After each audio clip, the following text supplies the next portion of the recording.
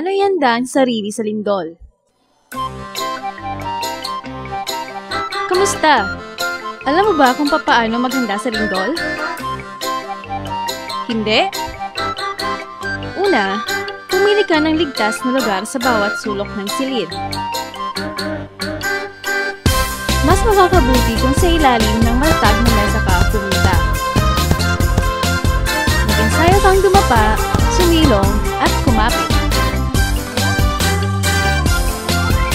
Oops! Huwag kalimutan ang matataas na kagamitan sa loob ng bahay na panatiling ligtas sa pagkakabuo. Kung maaari, itornilyo ito sa dingding.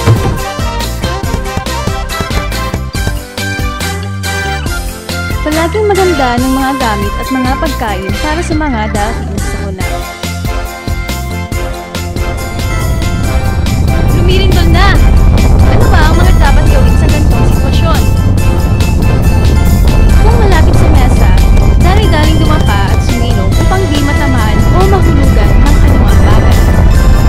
Kumapit ng maigi sa anumang bagay na matatag at hindi madaling dumapa o masira. Oh, tumigil na ang pagyanig. Saan ka napupunta ngayon?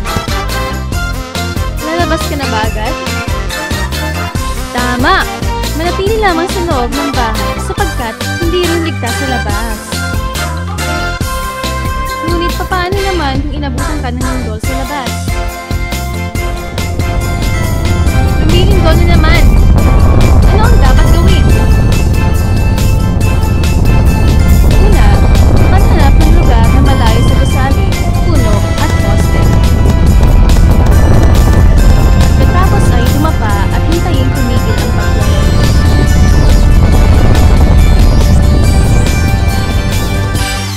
Tumigil lang ang paglindol. Ano ang susunod mong gagawin? Marahang tumayo.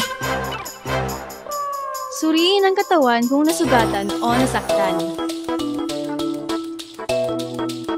Nasaktan ka ba? Nasugatan ka ba?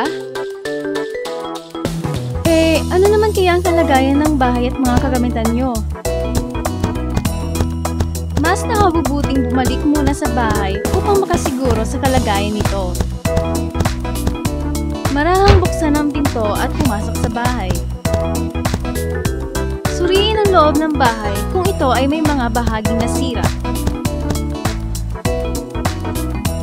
Maigi rin suriin ang mga kagamitan kung ito ay nasira rin. Tapos ka na ba?